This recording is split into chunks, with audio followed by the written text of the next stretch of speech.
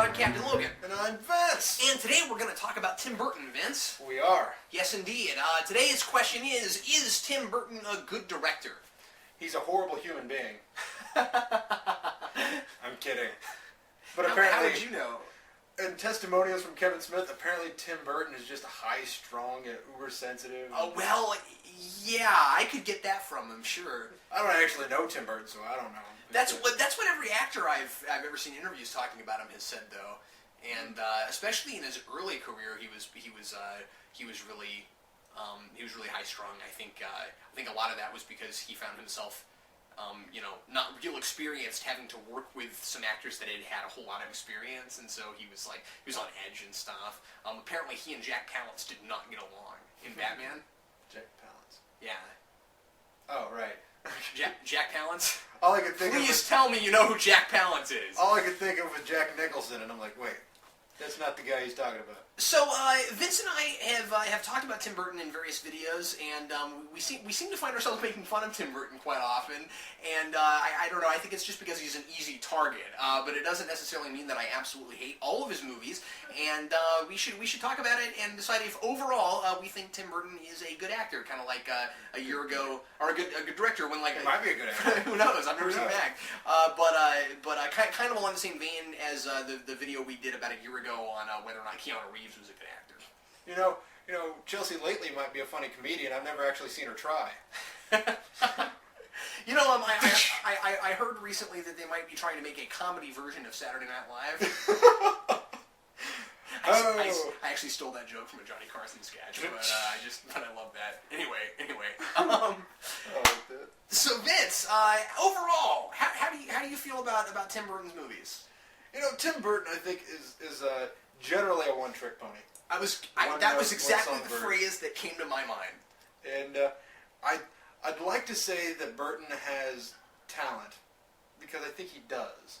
I think Burton makes a certain kind of movie that the studios want him to make. Now, my question is whether or not Burton has range and just does what the studios want him to do, or whether or not Tim Burton has no range and is lucky enough to have found studios that want him to produce the same movie every time. So, or at least a movie in the same style. Yeah, well, and it's one of those things where if people keep coming back, then it's kind of, 6 of one, half a dozen of the other, right? Where maybe it is that the studio keeps telling him to do the same thing every time, but maybe they're telling him that because it's making money, so that's what he's going to do anyway. You know what I mean? So who knows? Yeah. I mean, along the lines of his success, I think that that's just a question. Whatever, it's a curiosity. But along the lines of whether or not he is ultimately a good director, I think it really depends on that. I think it hinges because if he doesn't have that range, then I don't think that he's necessarily worthwhile. I mean, I think. Mm-hmm. I mean, and maybe that's the reason why people want to cast Johnny Depp and everything, because he does have range. Maybe, but Tim Burton, would you necessarily want Tim Burton to do another Schindler's List? Just saying. What's really interesting, I just thought of this, is that I mentioned Keanu Reeves earlier. I think he has something in common with Keanu Reeves. And black hair? and that is that we kind of said that in some ways Keanu Reeves is kind of a one-trick pony also. He doesn't have a great deal of range in acting, but as long as you cast him in the right role, he seems to be fine. I think Tim Burton is similar to that, right? Where as long as you give him the right project, now granted, I think that he's somewhat limited in projects that already exist that immediately fit within his purview. A lot of times he's going to get something that that he's going to drastically change to fit his vision, and unfortunately his vision seems to always be the same in a lot of ways. So, he gets a hold of Charlie and the Chocolate Factory, and it looks like everything he's ever made, but it's also Charlie and the Chocolate Factory. I for the longest time felt like in too many ways, every Tim Burton movie was kind of the same, and even it didn't even seem to matter really what the genre was. It could be kind of for kids. It could be kind of a horror movie. Sleepy Hollow feels a lot like Charlie and the Chocolate Factory in some ways, and so he's always got to have his weird tilty architecture, and he's always got to have characters that have a lot of black and white stripes on them and things like that. And then my mind was not changed, but I just like thought a little bit differently about it when I saw his version of Alice in Wonderland last year, which I actually kind of liked. And I think it's because it fit for him. Because Alice in Wonderland already feels like Tim Burton wrote it. I suppose that makes sense. I mean, it's in a twisted, warped kind of world, so why not just warp it in a different way? I mean, we have American McGee's Alice, or McGee, something McGee, whatever the video game company is. I don't know who made that game, or wrote it, or conceptualized it, but it's kind of like a horror movie if it were Alice in Wonderland. Mm-hmm. So it makes sense. You know, it's a very adaptable type of thing. And the thing that I would like to see Tim Burton do is a biopic for Michael Jackson. I think that's his next. Because, you know, the architecture of that guy's face is just a little twisted. But, wow. Oh, yes. Oh, yes. You went there. I did, indeed. And, I mean, Johnny Depp could play him. I mean, he already played him in Charlie and the Chocolate Factory. So, it makes sense to me. But, you know, Tim Burton, I think Tim Burton's good in the... You know, it makes sense. If Keanu Reeves is a good actor in the ways that he's a good actor, then Tim Burton's a good director in the ways that he's a good director. In the ways that he's a good director, yeah. And I think sometimes the problem is he just gets the wrong project. I think that part of his issue is that he'll get into his mind that this is what I do that sells. I'm going to do this. So he produces something that sells, and, you know, good for him. There's nothing wrong with making money. But the problem is that he'll create something that is not necessarily worthwhile. It is style put on screen. And I think that's pretty much what happens with The Corpse Bride and Sweeney Todd and these type of things, where you're missing the point of what you have. Granted, I would argue that The Corpse Bride didn't necessarily miss the point. It just wasn't particularly I thought it was just kind of bland, yeah. I mean, it was kind of like, here's dark humor for you. There were character arcs. It was trying to do things. Yeah, it wasn't without story. I just thought it was kind of boring. And it was also really short, which is an interesting juxtaposition, really. You know, it also falls into this extreme category of movies that we're getting into now, which is characters who just aren't particularly interesting or likable, and we're supposed to like them because of that. I think this is where a lot of Michael Cera movies come from. That's an extremely good point. I'm really glad you brought that up, because I think that's Tim Burton's mantra. You know, he tries to make us like unlikable people, and it works sometimes and it doesn't work other times. Most people, I mean, not most, a lot of people would argue that it did work with Edward Scissorhands. That Edward Scissorhands ended up being a likable character. Well, here's the deal. I think that overall it worked. I didn't like it because I thought Edward was he had no energy, and everybody else in the world was disgusting. So why didn't I? And to be fair, it's been years since I've seen it, so I won't talk on it. But well. And the thing about Edward Scissorhands, and everybody I know that I've talked to about this movie thinks I'm crazy for not liking it. But that notwithstanding, what it is about Edward Scissorhands that I think works is we have this character who, in a regular world, would be frightening and not likable. However, we've made this guy pretty much emotionally impotent. I mean, not emotionally impotent, but we've made him a non-threat, except he's very threatening in presence. And with that, he has no personality. But we put him into a world with extroverted, just seemingly normal, even though while we, as, you know, actual people watch that movie, and we see these characters who are supposed to be normal, but they're completely insane, suddenly Edward Scissorhands seems like the more normal character, so we latch on to him. I would argue that the environments that Tim Burton creates make it immediately difficult to create a good suspension of disbelief. And the movies like that work the best for him are when he's able to not have style over substance, where the style ends up enhancing the piece as opposed to fighting it, which I think he managed with Alice in Wonderland, and I think you're arguing that he in some way or another managed it with Edward Scissorhands. I think that Burton style works for certain things, whether it's Alice in Wonderland, which I haven't seen, but Edward Scissorhands, I think it did work. It just didn't work for me. And I don't know. I kind of get why people like Sweeney Todd, but it didn't work for me. See, I watched part of Sweeney Todd, and I thought, Burton missed the point, and I just turned it off, because I'm like, I can't sit here and watch something that's supposed to be light and funny and creepy, and watch something that's supposed to be that Burton has created that's creepy, and creepy. That's it. That's it, yeah. And I think, you know, that's just something that bothers me. I just wanted to throw bricks at the main character. I was like, why am I watching this guy? Why do I care about this guy? And that's where he misses it. Now, maybe it's like that in the original musical. I haven't seen it. I haven't seen that, so sure. maybe I'm just not high class enough, or maybe I'm not cultured enough to really get this point. But in my opinion, the premise of the movie needs to be shot differently than what it was. You need to have that juxtaposition.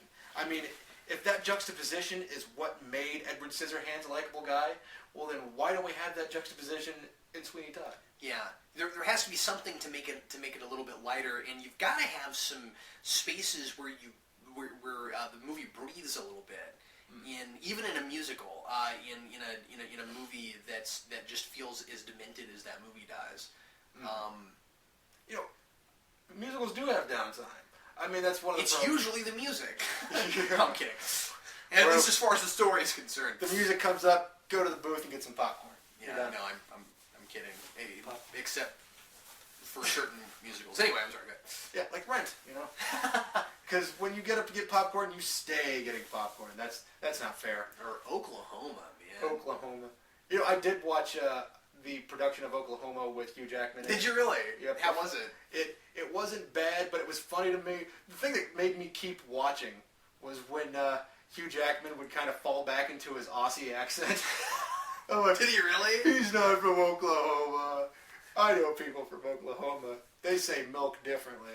Let me ask you this question. Do you like Beetlejuice? Yes, I do. Do you? I forgot that was even Burton, but I don't know how. I guess I just forgot that it existed. I mean, that was the thing he did before Batman, which is how he ended up choosing Keaton. Yeah. I do like Beetlejuice. I think it's the funny thing about Beetlejuice is the one problem in my mind is one of the reasons why the characters are sympathetic because they swerve to miss a dog. But in my mind, I say, you know what? Hit the dog. You're on a bridge. It's just a dog. Beetlejuice is one of those movies with him where there are places in it that I find really funny, but overall I just didn't think it worked. I don't know why. Like when I was a kid, I really liked it. I remember really liking it. And then I went back and watched it again a couple years ago and was severely disappointed. Maybe part of it is because I decided to show it to my wife and she didn't like it, and so I'm watching it with her for the first time in a lot of years, and she's telling me all the reasons that she doesn't like it, and I'm going, yeah, you're kind of right about that. Maybe if I watched it by myself, I would have had a different thing, but it's funny. Beetlejuice was just disgusting and gross, and I didn't care. With Beetlejuice, I watched it and I felt like I was watching a horror movie that was missing certain tension elements. Yeah, and I don't know. It was like watching a regular horror movie with the pacing of something from the past, and with little bits of humor added in. And I don't necessarily say that the humor didn't work, but I don't necessarily want to say that was strictly a horror movie. It was just such. I thought the story worked for me. And wait, you thought the story worked for you? No, I thought the story worked. It worked for me, but I thought I'm not sure where I'm going with this actually. Now that I'm thinking about it. Ironically, the one thing that worked in that music for me, or in that movie for me, was the musical number. I remember loving that as a kid. Yeah, it's really funny. I don't know, Beetlejuice freaks me out, and that's what I like about it. And maybe that's wrong for me to sit here and always preach story, but then I'm like, there's a movie that I like because it's stylish. Well, true, but we had a podcast about liking movies that aren't necessarily good, and that could potentially fall under that category, maybe. And another thing about Beetlejuice actually is the two main characters are extremely normal people. Yeah, and so you've got somebody you can kind of follow. Granted, they're also dead through the whole movie, which makes them maybe somewhat unrelatable. But I don't know. You see, I relate to those people, and they're in an unfortunate situation. But, if Beetlejuice had been the main character, I don't think I would have liked the movie. Maybe the problem is that I wasn't viewing it from the right perspective, because I think maybe I was watching it as if Beetlejuice was the main character. But, of course, he doesn't pop in until about halfway through the film. Yeah. If I remember right, it's been a while. It's been a couple of years, like I said. But I mean, it might be a bad movie. Don't take my word for it. I haven't seen it in a few years, but I mean, I'll probably give it another shot. I find sometimes what I relate to in a movie, what I like, and what I take away from depends a lot on mood and other things I've seen recently and things like that. And so a lot of times I'll find something that I appreciate about something a couple years after it, even even now, like a lot of times, I'll watch something from when I was a kid and I'll have an entirely drastically different opinion. So I figured once I was an adult that would stop happening. It doesn't. Like I can watch something potentially now that I saw 3-4 years ago. While I was still old enough to drink, and I've been driving for a long time, and I've been married for a while. Drinking and driving. What do you know? Yeah, not at the same time. Don't do that, kids. And find that I still have a similar thing. I don't know. It's just we're always growing. We're always changing as people, and you and I, as students of pop culture, we're always learning new things and growing as consumers of entertainment. So. Mm-hmm. One more point I'd like to make real quick is I wonder if Tim Burton doesn't maybe have a weird, interesting relationship to Sam Raimi, and I think that this just occurred to me, and I think that Tim Burton may have had a somewhat different career had things worked out differently for him because Sam Raimi was doing mostly like big culty B movies that like caught on and people really liked, but they were still kind of B movies. And Tim Burton went mainstream relatively quickly. Mm-hmm.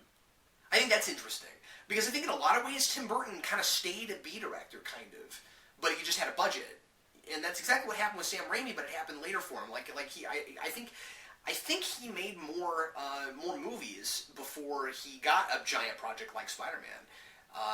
And people, or at least he made projects that were bigger, you know what I mean? That were like, okay, that were like more popular but didn't have a large budget, right? He did his, Evil Dead and Army of Darkness movies, and then he got Spider-Man later. Well, what had Tim Burton done before he had his giant success with Batman? He'd done Pee Wee Herman, and he had done Beetlejuice, and I think that's all he did, if I'm right. So what you're saying is Raimi had the time to mature. Mm-hmm. Well, Burton did not. Where I think Burton was in over his head. I think he got too famous too fast, maybe. Yeah, for artistic integrity, but of course for his career, he's doing fine. Oh yeah, absolutely. That's absolutely right. But I just wonder that if he might have had a broader palette and a broader taste in different kinds of movies had he been allowed to had his budget grown with his directing. But anyway, what do you think? Is Tim Burton a good director? Is he not a good director? I think we're just saying depends on the project, right? Yeah. And so leave us a comment, let us know what you think, and also if there's something you'd like us to talk about in the future, tell us that as well. And thanks a lot for watching. I'm Captain Logan. And I'm Vince, reminding you to support your local comic book store. See you next time. Thanks a lot.